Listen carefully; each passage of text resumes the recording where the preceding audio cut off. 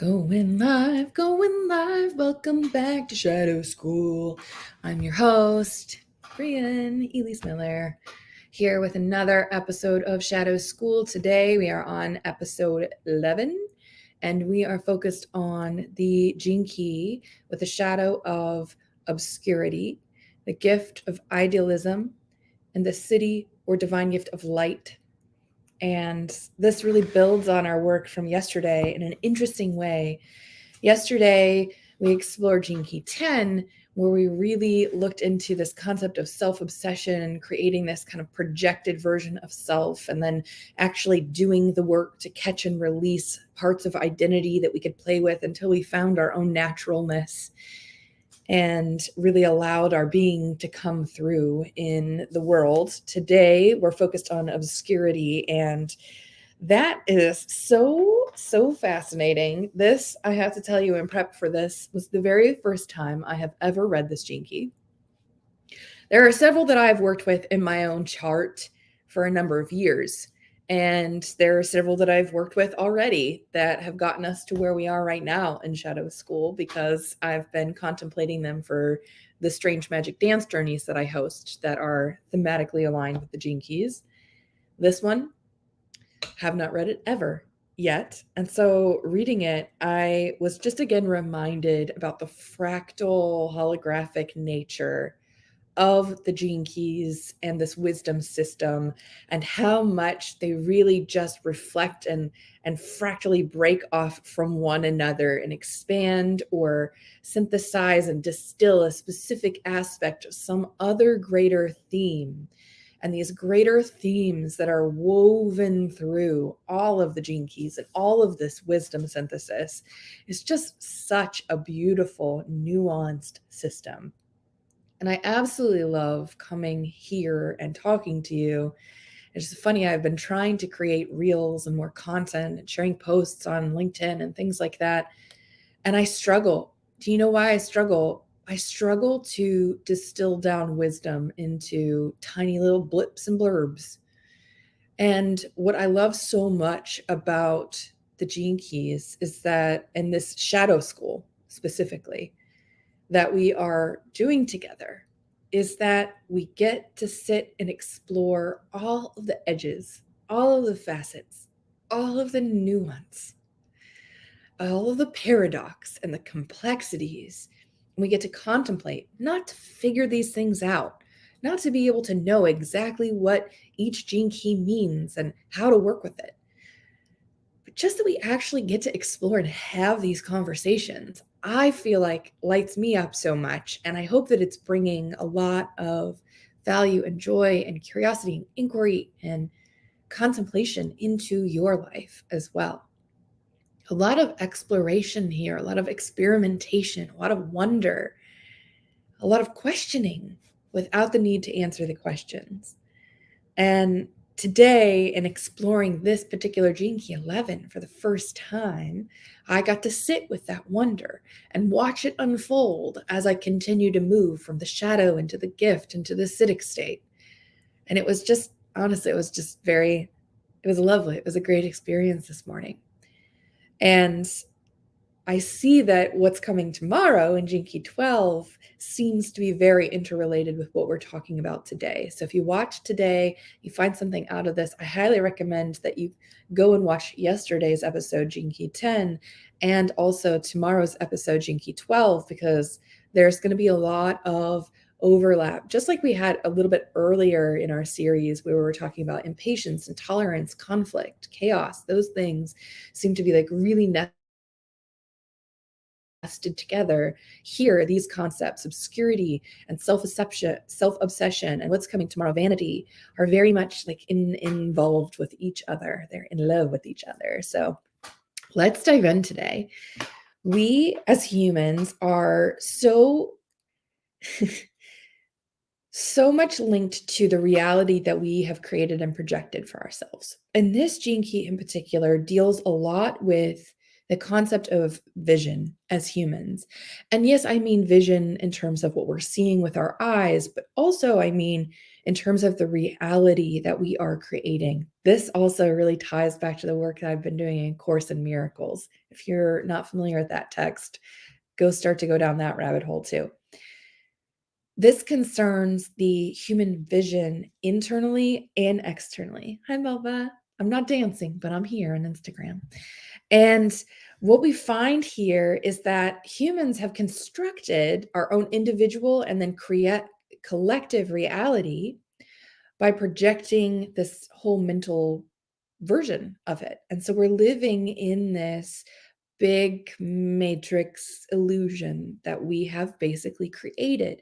And because our collective and individual consciousness is highly rooted in a state of fear consciousness, fear-based consciousness, the actual reality that we have created, that we live in and see the world through for ourselves and the collective, is rooted in that same scarcity, limited, narrowed, chaotic, fear-based view. And that's kind of the parameters. Those are like the specifications that we've given the designer of our mind to create this reality that we've projected out into the world. Welcome. And there's so much suffering that's linked with this view of how we're seeing reality. And the whole time that we're constructing and projecting this reality, we're also looking for clarity because we don't like what we see necessarily. So there's so much suffering because not only are we creating this reality that we're living in, but we also don't like it and we want it to change. But we can't change it unless we actually do the work to do that. And so we're wanting it to change. We're attached to it changing, to other people changing, to our circumstances changing. And that attachment creates suffering. I had a fantastic conversation with my friend Carly, which we recorded earlier this week. I think it's coming out sometime in March, but we really dove into the concept of suffering versus struggle or challenge or some kind of friction or tension that allows us to grow and evolve, that becomes our curriculum as humans. We do a really good job of attaching to our pain, attaching to our emotions, attaching to our identities and our realities in such a way that we want them to be different, but we're stuck in them so much that we actually cause ourselves so much pain and suffering. That's where pain and suffering comes from to a large extent. Of course, there's physical pain. There are other types of suffering. We're talking about emotional and existential suffering here, existential pain and suffering, psychological pain and suffering here, that affects our well-being, fulfillment, purpose, and just general energetic consciousness as humans. In this reality that we've created for ourselves in the world, that's based in this fear consciousness, we have basically an interference frequency that we've created. And so we've generated this field that we live in of illusion, delusion, and obscurity. And we'll get to kind of a combination of what these words mean, where we don't see actual reality clearly. Actual reality is not any of this construction. It's a total dissolution of polarity, of separateness. It is one single source of consciousness. That's actual reality. That's dissolving of the entire individual back into source consciousness. Everything that exists outside of that is a projection of the mind that we have created. And that's what we're talking about here in the Shadow of Obscurity. How and what our mind projects based on our underlying consciousness and vibration is what we see in the world and what we believe our reality to be. So we're living inside of this virtual reality, and this virtual reality can be rooted in fear. It can also be rooted in love. And so we have the power to create unconsciously, until we realize we have the power consciously to create this reality based in fear. But when we start to realize we have the power to consciously create our reality, we can move to that state of creating through love, which we'll talk about in the gift of idealism. But here in obscurity, we are caught thinking this is the world at large. And what's fascinating is one of the underlying drivers of the way that we've projected this world of obscurity and illusion for ourselves is the fact that our brain chemistry and our brains are a little imbalanced. And what I mean by that is you can tell that over time, as we've developed the neocortex and evolved as humans, we have prioritized, and focused on the left hemisphere of our brain, which is more masculine in nature. And when I say masculine, I mean masculine characteristically. So I mean, it's linear, it's logical, it uses reason, language, numbers, it uses control and force, and it thinks it can make things happen and get things done. It sees facts and patterns. And we've prioritized this side of our brain so much, we've constructed our entire society around it. We value it in business and in life, and how you get ahead and succeed and make things happen again. And this control, dominance, power, these are all aspects we've been exploring in great detail so far already in Shadow School. So we won't go there today. Only to say that what we have not been finding in our brains is a true balance between both hemispheres. And that right hemisphere, that is the more feminine characteristically hemisphere, is much more where we have the creativity, the non-linear, the intuitive, the artistic, the interconnected, the fluid, the flowing, the idealistic, the fractal. And a lot of that can be viewed as less desirable. It's not as orderly. It's not as linear and easy to classify. And it seems from the outside, if we're judging it, to be chaotic and messy. It's not reliable. It's chaotic and messy. And so over time, we've really prized and prioritized this left hemisphere. And so we have this imbalance that we've created in our brains and in society, where we've kind of atrophied an entire side of our being because of what we've prioritized. And so what we find here in obscurity is that we have so much in our brains, in our operating system, in our beings as human, that we have repressed, that we don't know how to skillfully work with, that we don't know how to bring online in a reasonable manner and to begin to work with. And we had not only repressed it, we don't know it's there consciously. So we don't even know that we have repressed anything. We just think this is the way things are, because that's the reality that's shown to us. That's what we see in our reality. And so we have this kind of field of fear we've created through this dominant side of our brain. And that's a lot of where our ego comes into play. Our ego really centers itself in the fabricated reality that's projected by this dominant side of our brain. That's not to say that the ego is not constructed also from the right side of the brain. It definitely can be. It's just that our egos right now are formed more from the perspective of the left side of our brain, the left hemisphere of our brain. And that results in us thinking that we have to be more dominant, more powerful, have more power over others, control others, operate in a linear fashion. And so that's the identity our ego has taken on in order to help us be successful and survive in this world we've created. So you can see it's not that the ego only lives in the left hemisphere of the brain. It's that because we are so dominant in the left hemisphere of the brain and we prioritize it, that the actual false self ego that we work with inside is so shaped by the dominance of that side of our brain. Now, what happens is this separate self, this ego, this fabricated self that many of us identify with as being us in this elusive, delusional world that we live in. It's controlled by what we call our inner media, this narrative that's always going and always running. It's like we have a 24-hour news cycle now. We have definitely a 24-hour news cycle in our minds, our inner media, our voice. And a lot of times people are really identified with that voice being them. I have a piece of information for you that you can choose to accept or not, that I have found particularly helpful. That voice is not you. That voice is simply the inner media that's created through your limiting beliefs and projected out as a false self, an ego version of you And it has constructed itself over time in a very nuanced, complex, painstaking way to keep you safe, to make sure you are accepted and desirable, and you can achieve what you need to in order to get by in this life.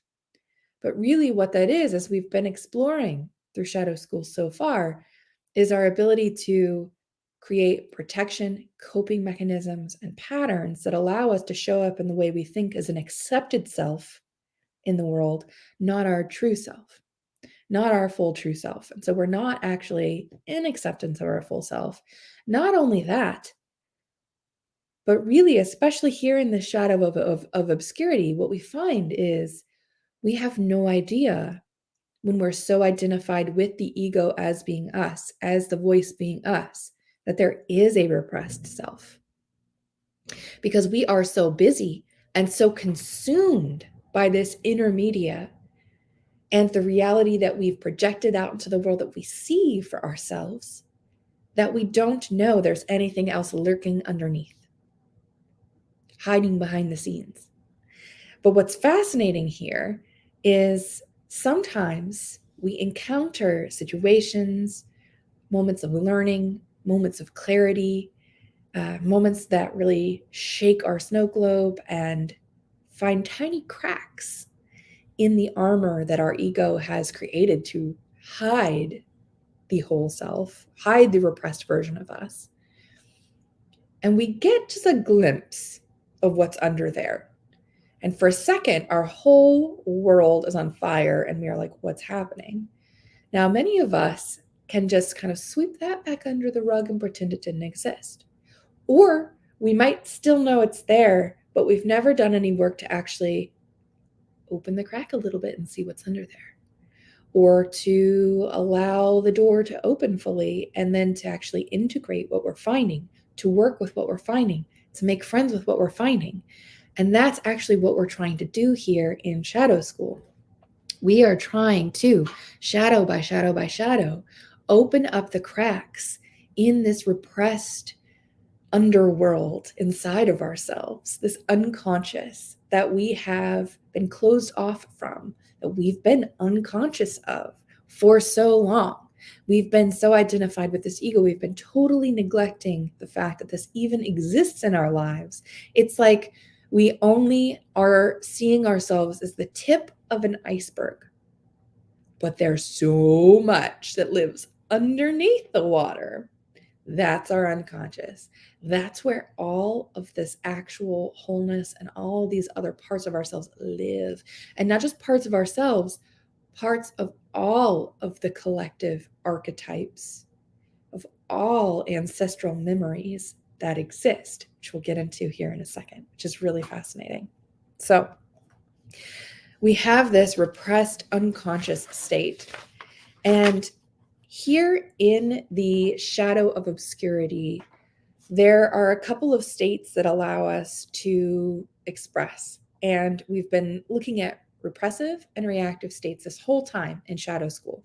If you remember, the repressive state is really inwardly focused. It's when energy goes introverted into the body and there is kind of a sinking in, there's a collapsing of sorts of energy.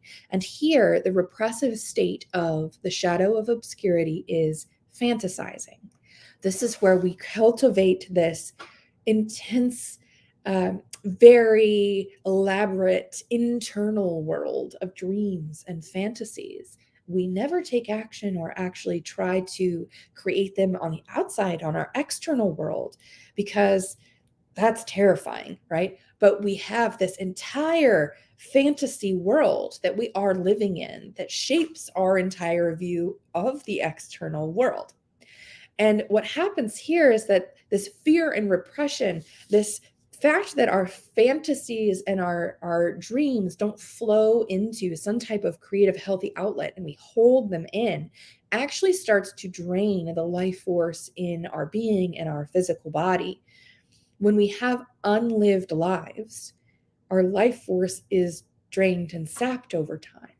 It's funny because the more we express and live our life, the more we actually end up generating more energy to express and live our lives. When we start to reduce the amount of energy that we pour outward, that we use to create, it's like our muscle atrophies and our life force drains.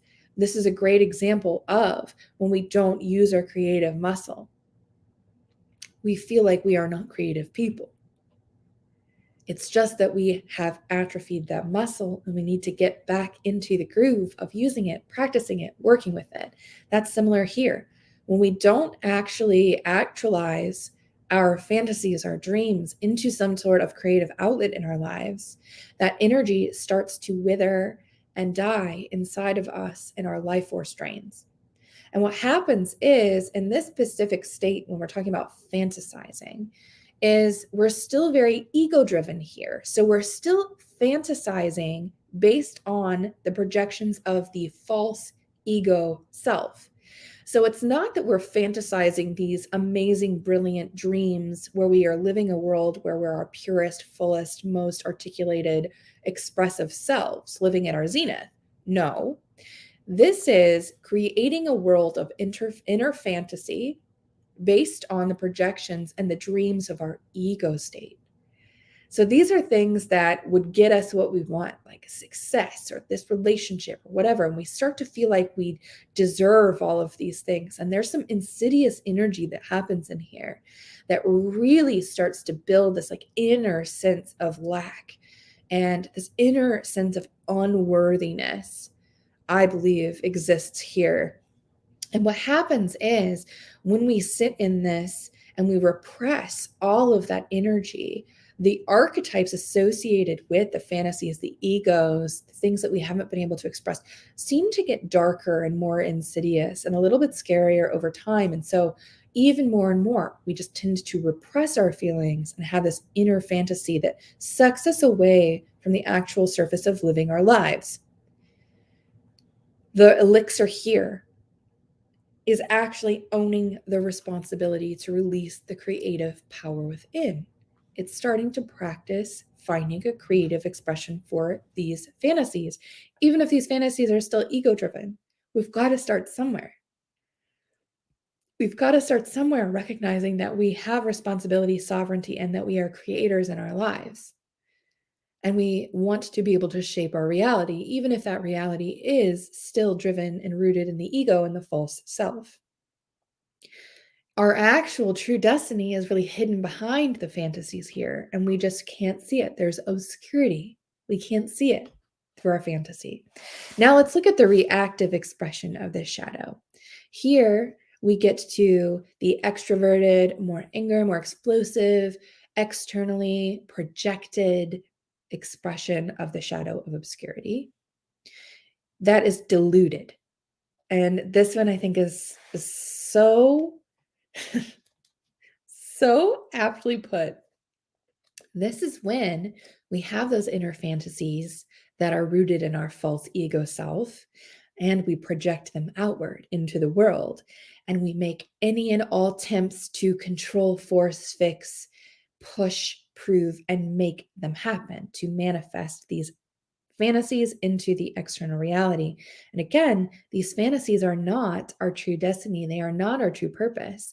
They're what the false self wants. So this is pursuing success by all means necessary. This is trying to go after a certain job role when actually it is not what is aligned to your core ideals, which we'll get to in a second. This is using the outer world, external gains, external values, external ideals, external versions of what success is in order to hide from what actually lies inside of us. So, what we're doing is we're creating this delusion where we're actually attempting to externalize false dreams that conceal the deeper and real dream inside of us. And that's what the Gene Keys says delusion is: attempted externalization of a false dream that conceals a deeper and real dream. Now, I feel like I can see a lot of fantasizing and deluded in the world right now. And fantasizing to me feels a little bit like that repressive, that collapsing in is like, I've given up. I have all these dreams about what the world should be. I'm feeling really attached to them. Now I'm feeling really justified in my views, but I'm not making any attempts to make them happen. So then it's just this bitter resentment, entitlement. I feel like entitlement really, really fits in there as a concept. And then this deluded is kind of this like maniacal maniac, megalomaniac. That's the word I'm looking for, a combination of those words. This is to me a little bit like the Elon Musks of the world, just like totally projecting their ego-based view of what reality should be and making it happen in such a way. We have a lot of archetypes for this in our business leaders and in our political leaders in the world. And we'll talk about archetypes in a second. So I use that particular word. But this deluded seems to be prized as these are people that are successful. They're out there making these dreams happen, except the dreams tend to be things that are hinged on external values. They're not actually their personal purpose or inner dreams, inner ideals being actualized in the world. And so we get this delusion. And this delusion, this veneer around what we're creating and the power to manifest it is actually obscuring. Here we are with this obscurity concept again. It's obscuring the real ideals and dreams underneath, just like we had in the fantasy expression. And we can't realize our inner dreams if we are always pursuing these outer dreams. Takes a lot of energy to make stuff like that happen, to force your will upon the world instead of co-creating with your destiny. The secret here of moving from the shadow of obscurity into the gift of idealism is being able to work with archetypes. We have been doing that this whole time in Shadow School. In fact, the Gene Keys represents a series of collective archetypes of human consciousness. What the heck is an archetype? An archetype is like a persona. It's like a model for, it's a symbol of a collective memory or idea or concept about something. There is a symbolism in a particular archetype. There's meaning associated with a certain archetype.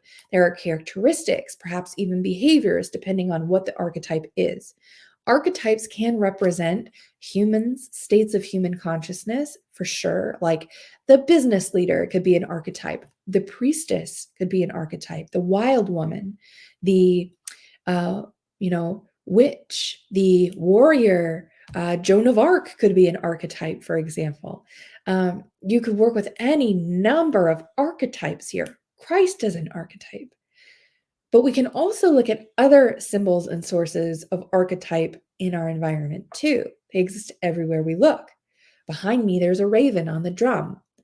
The raven is an archetype. Animals, aspects of nature. The moon is an archetype, could be an archetypal force in our lives. Anything that carries this meaning and symbolism, these characteristics and attributes inside of this little memory that resides in our collective ancestral consciousness is an archetype and can be examined, worked with, and we can create a relationship with in order to see how we are that archetype, how to embody aspects of that archetype and play with them, experiment with them, but also where that archetype lives within us. There is not a single archetype that does not live inside of all of us. We are, again, everything. And the work to go from obscurity to idealism to then light is to actually go on this path of recognizing and integrating all archetypal energies and ideals, even and especially the ones we want to repress, pretend they're not there, or find scary or undesirable, especially those. That's the work. Okay, so let's talk about the secret of archetypes. Archetypes are not only these like images we look at or concepts that we can work with, but they actually begin to stimulate like different physiological responses in our bodies. There's like something that gets triggered in our cells and our DNA when we are actually working with a particular archetype. And they are basically a collectively held alchemical image that we can work with. This is how the Gene Keys describes them to help us in the process of dissolution. And when we're talking about dissolution, we're talking about dissolution of obscurity, of that illusion, of the illusion of separateness, of the illusion of identity, which we talked a lot about yesterday in Gene Key 10. Okay, so here we recognize that what we resist persists. Everything that is in our unconscious is going to come out, needs to come out in order for us to actually move into the gift, in order for us to live our purpose. And there's nothing bad in there. That's the thing, is bad and good, good and evil, wrong and right. Those are actually human judgments and assessments that have been placed on any number of things in the world in order to classify them, in order to keep us safe and alive, in order to appropriately direct our fear. They're not necessarily true. So I want you to sit with that for a bit. What we find here in moving from the shadow to the gift in this particular gene key is that when the cracks open, like we were talking about earlier, when our perception of our ego self and our fabricated reality begins to dissolve a bit, and we recognize that we're not just the tip of the iceberg, and then we start to peer down and just get a glimpse of everything that lurks beneath the surface, we can encounter a huge amount of fear here. And this fear is usually what keeps us in the shadow of obscurity. And this fear is that we actually are having our entire sense and semblance of self and reality being dismantled and dissolved.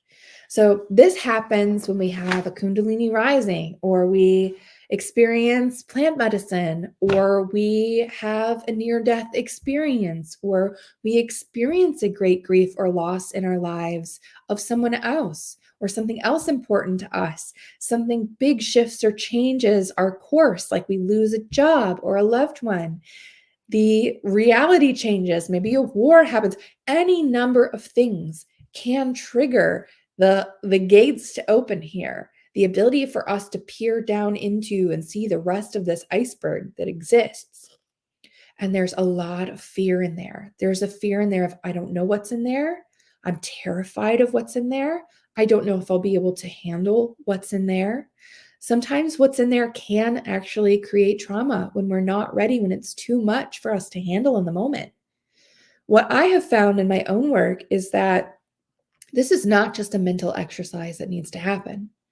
And that's why contemplation is such a fantastic set of skills. And I will recommend again, please go listen to episode 1 of the Higher Self Leadership podcast, where I detail out mental, emotional, and physical contemplation and give you examples of how it works. It is a long episode, but it is packed with information that will help you understand how to actually work with and integrate concepts like this.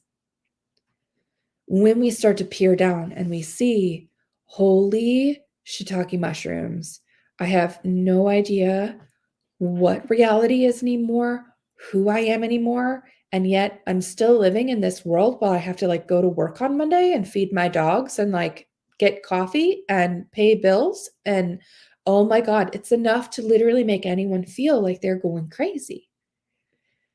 The reality that we've constructed starts to unhinge itself. And there's so much fear there. We try to grab onto things and we try to stifle things even more. But what we resist persists. And so the work here is that we have to look at these archetypes.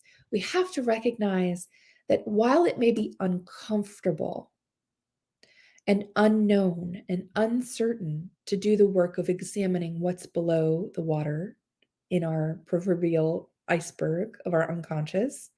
It's important work that we do. And only through the acceptance, the integration, and the bringing of our darkness, our shadows, into the light, into the gifts, can we experience wholeness and begin to raise our consciousness, operate from a place of love in the world. So here we have to do that work. We have to actually start to look at these archetypes that emerge. And archetypes is one way to look at it.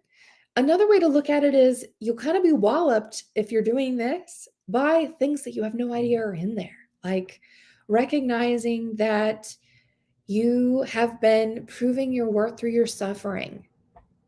So here's an example of how that translates to an archetype. The archetype of the work martyr, of the codependent, who proves and tries to earn their love through suffering and showing how much they can do for others, how much they can produce, instead of finding self-worth and self-validation inside of themselves, instead of recognizing that things can be easy instead of making everything more difficult than it needs to be. We don't have to prove to anyone how much we can suffer. We don't have to struggle in that way. So that's an example of a personal issue that comes through. That was one of mine, where I'm like confronted by this. I'm like, holy shit, I've spent my entire life becoming indispensable through my work and the things I do for other people. That's 100% how I have conditioned myself to accept and receive love and get recognition. Who am I without this? Who am I if I'm not doing these things? And that's where we get to explore this concept of something that we're working with as the idea of an archetype. The archetype of the work martyr, the archetype of the corporate hero that sacrifices himself on the altar of work and productivity, the archetype of the codependent giver, caregiver in the relationship. Those are like three different facets of that same work, that same piece of my unconscious that I'm bringing into the light there. That's one example. When we start to work with these archetypes and bring them online, examine them, work with them, befriend them. They got you to where you are now. They have done their job. They have protected you. They have gotten you to the point where you have the consciousness that you have now, such that you are ready to go on the next journey. It's amazing. It's nothing to feel sad about. You can feel sad. There's probably some loss, but it's nothing to punish yourself over. It's nothing to feel guilty about. It's nothing to go, man, I really wasted my time a whole life doing this. That's not helpful. Grieve that loss, but grieve it quickly and don't get stuck there. Move through it, which is what it's there for you to do, such that you can bring that archetype into lovingness, into compassion, into self-forgiveness, into yourself with grace. And it can live there freely, playful, and it's still there. It's still going to be there, but you're friends with it now instead of being enemies with it.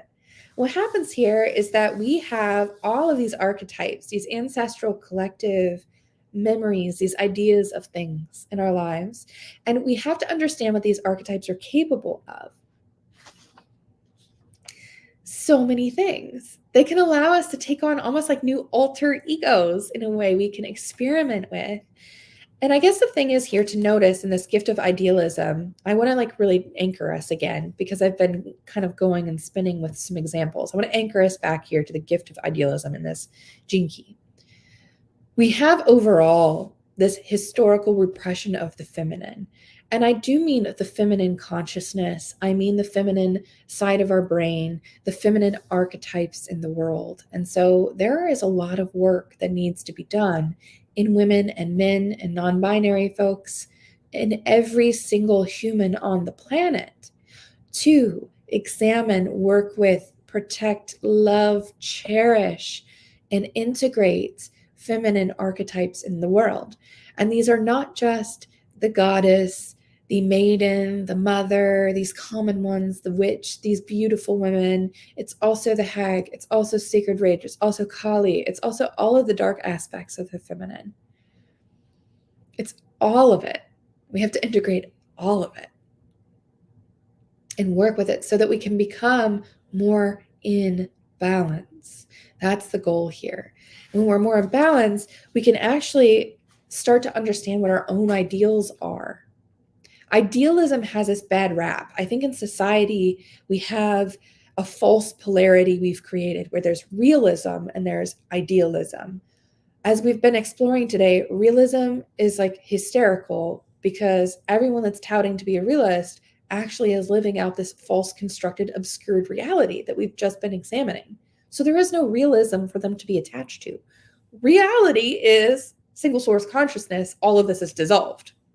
So whenever somebody says you're not living in reality and they're talking about how you're not like focused on paying your bills, it's like kind of an actual funny sentiment, right?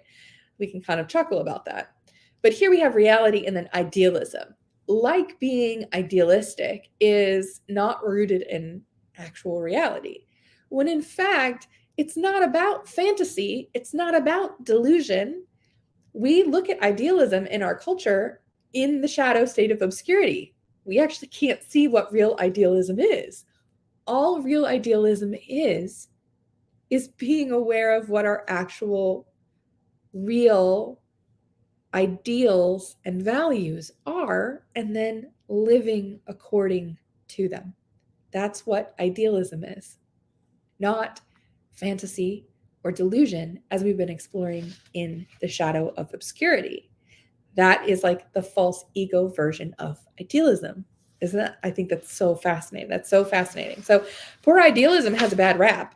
All it is basically is that we have core ideals that are actually rooted in the essence of the natural, unconditioned version of us, our actual real core values that we can align to, the real dreams that we have for ourselves. And this requires that we have this freedom of knowing these things so that we can act and be in the world. That is living from a place of idealism. And as we do this archetype work to examine what's in our unconscious and to bring it online and to work with it and to incorporate it into our reality that's ever shifting and our identity that's ever shifting, we are going through a huge process of experimentation, of trying new things on, of working with new concepts, new ways of being, new understandings, new perspectives on how to see the entire construction of our reality. What's important here is that we don't get stuck. We don't attach to any identity.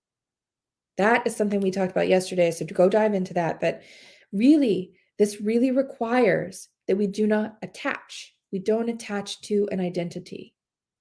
That we instead are really discerning back to our core feelings of ideals. And that we have dreams that we want to bring to life. But the dreams don't look like how we think dreams should look.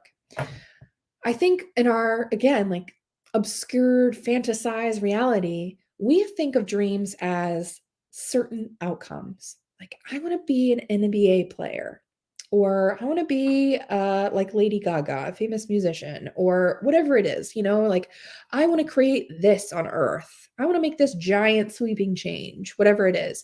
And it's all about the outcome. Here in idealism, the dreams are really instead rooted in the core feelings and the ideals. They're rooted in our sense of purpose. And again, purpose through the lens of the gene keys is the unconditioned, unique, natural, beautiful brilliance that is you and only you, that you bring to every quality of everything that you do. It is not something you seek or achieve outside of yourself. It is your beingness in your natural state of full expression. So this actually has us look at our dreams differently. Our dreams are feelings that emanate from our heart.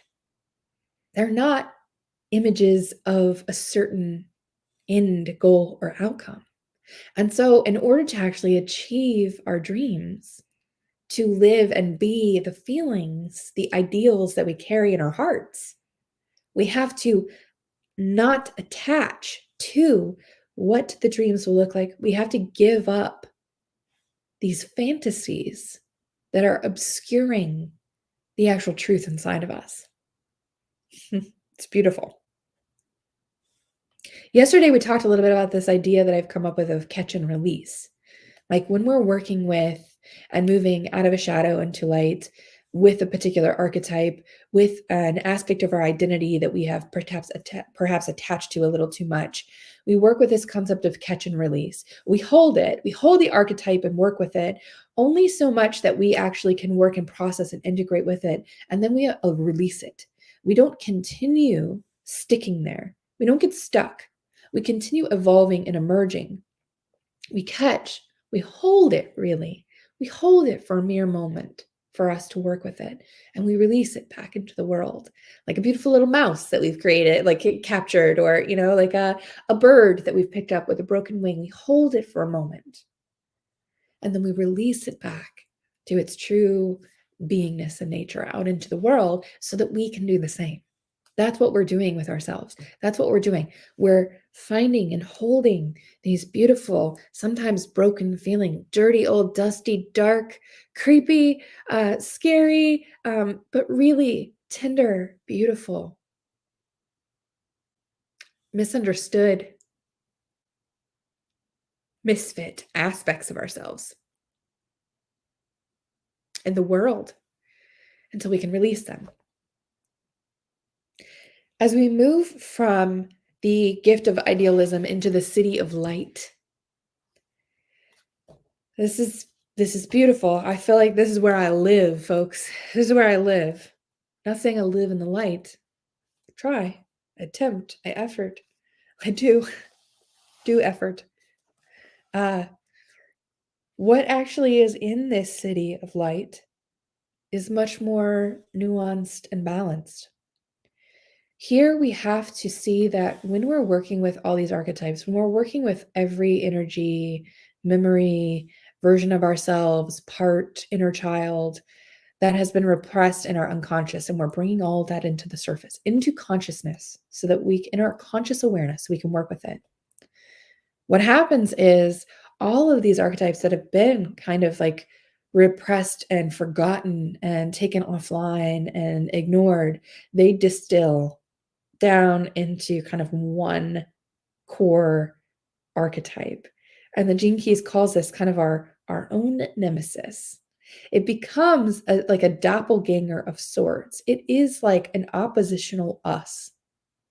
So it starts to become almost like the complete ego false self. It's us. It gets to know us really well. I hear Aubrey Marcus talk about this quite a lot, actually, where I can't remember exactly what he calls it, like the oppositional you or something like that. He uses a specific language, and it's like the way he describes it is so fascinating and good. He talks about how we're doing all of this work, and we're getting to know ourselves, and we're healing, we're integrating parts of ourselves. But at the same time, the shadow doppelganger distillation of all of these archetypes that also lives inside of us is also watching us do all of the work. So while we're doing the work, thinking we're dismantling patterns and changing ourselves and showing up differently, merging into new embodiments and ways of being, this doppelganger distillation has also had a front row seat at that show. And as a result, as you have become more nuanced, more adept and skilled at working with your inner media and your consciousness and your ego, that doppelganger has also gotten a lot more educated, skillful, and crafty at undermining you, at showing you the shadow aspect of the light consciousness that you're trying to embody. And so you now have a counterpart that has evolved and adapted with you that is just as skillful and adept as you are. It's not that you are transcending this ego. The ego itself has evolved and adapted as you and your higher version of yourself, your purer version of yourself have. And so now you are sitting face to face with this ego that is this distilled archetype, this nemesis is what the Gene Keys calls it, that is just as crafty and intelligent as you are. And so it becomes very fascinating to then work with this part of yourself and to really bring it online and to love it and to cherish it, which is the ultimate goal here. What's funny is that when we start to do that, when all archetypal memory has been expressed, has been filtered through us and our lives and the expression of our lives, that's when nothing is obscured or hidden, to go back to our shadow. That's when there's no more obscurity. Nothing is hidden or repressed. This is when we enter into the city of light. And light here simply is intelligence beyond identification. It's a sense of intelligence beyond identification. So if we can move beyond all of the archetypal memories, every sense of identity, we dissolve as an identity, as an individual, into this light intelligence, which is beautiful. And what's funny here, and often neglected in many traditions and bypassed at large by the New Age spiritual community, is that teachers of the light, leaders of the light, warriors of the light, true light workers, there's actually, if you watch what they do, they lead us in what it seems like back toward the darkness, such that we can actually get closer to the light. And I know this to be true. It's the work that we're doing right now as we're tuning into Shadow School. We are, and only able to, get closer to the light when we examine the shadow. That's where the light actually lives. That's why I call doing shadow work unearthing glittering diamonds. It's because that's where the light lives. We find the light in the darkness. It's not somewhere out here. It's not somewhere we have to transcend out of our bodies.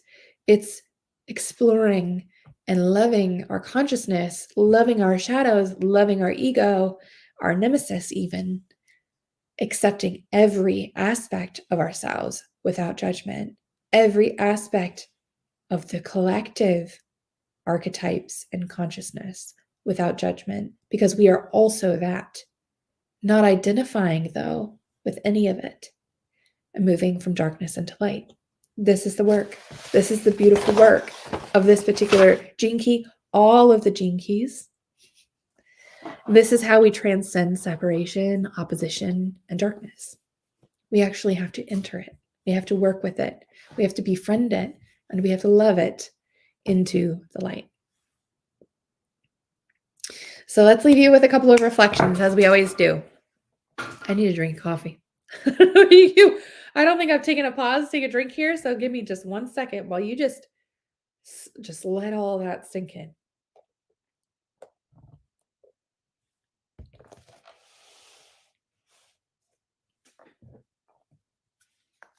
Let's reflect. Shadow of Obscurity. Think about moments in your life where maybe you have this repressed dream, this fantasy, and for some reason you haven't poured your energy out toward it in a healthy way to create it in life. I want you to not judge yourself for that. Instead, I want you to consider what was behind that fantasy. Because here we're examining that these fantasies, even these delusions. So let's pause for a second. Could either be a fantasy that you never tried to manifest into reality, or we could look at something you have been, a dream that you have been really, really efforting and trying to force and manifest into reality. So that fantasy and that delusion side of the shadow. Pause for a moment and call up. Maybe it's something you're going through right now. Maybe there's a clear example in the past. I want you to now consider not why isn't it working? What am I not doing right? What's wrong with me? That's not the conversation. The conversation is, what is behind that? Where did that fantasy or dream come from?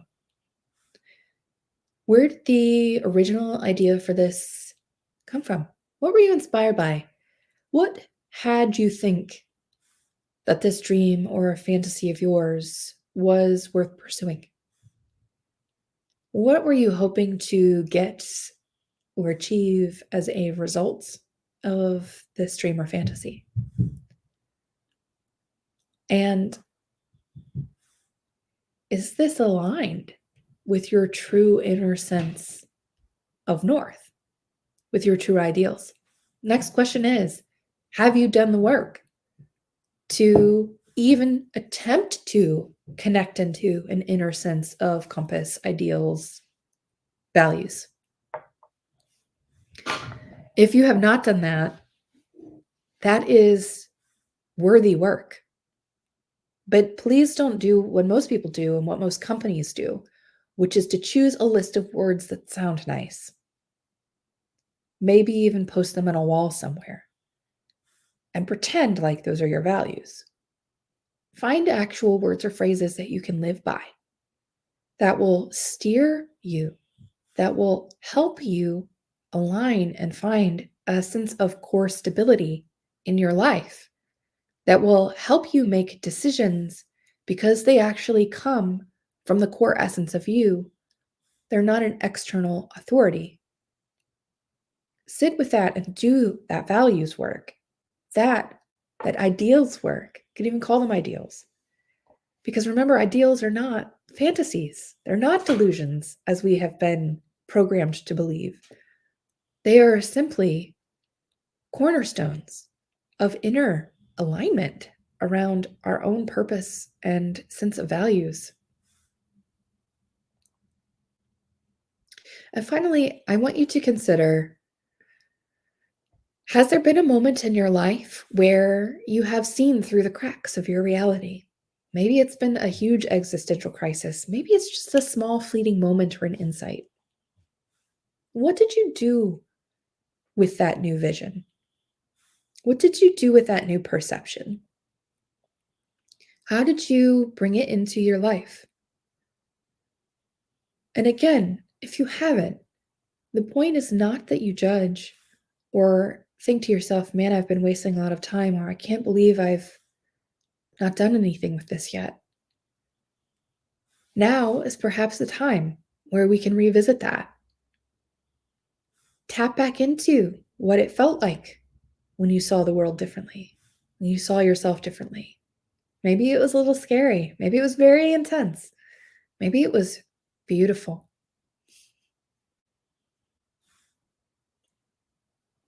I would urge you, if you can find some moments of stillness, to reconnect with that energy, to actually sit there in it,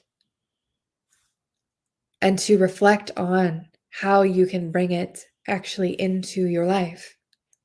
How does it affect your sense of ideals and values? How might it require you to make some big decisions and changes in how you are currently living? And the things, the dreams, the delusions of fantasies you're currently pursuing. What might it have you give up pretending? Give up proving? Give up pursuing? I think I'm going to go do some of that work myself today.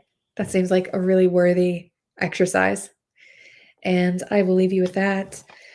Last final thing is Beautiful Boundaries open for enrollment, rising female leaders. I want you to be able to do this stunning, important work of calling others into deeper relationship,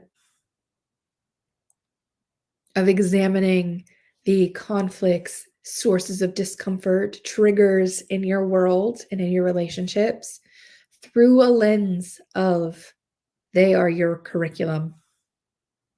So if you're interested in joining me, we start April 5th, 6-week program, very accessible price point. I would love to have you as part of this program.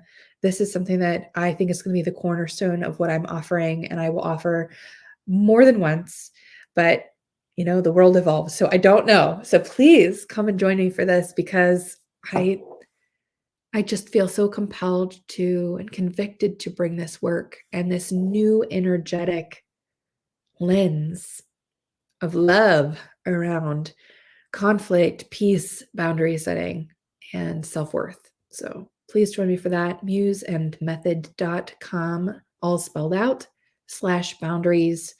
You can find the link basically on any profile that I have on social media right now. The link is available. Thank you so much. And I am really excited. I will see you tomorrow, where we're going to dive into the 12th gene key, Shadow of Vanity. And I believe we get to deepen this work that we've laid the foundation for yesterday and today. So that should be an exciting conversation. Thanks for sticking with me if you've listened to this whole thing. We just crossed the hour mark. I can talk. This lady can talk. Have an amazing weekend. Sending you so much love and peace and self-acceptance.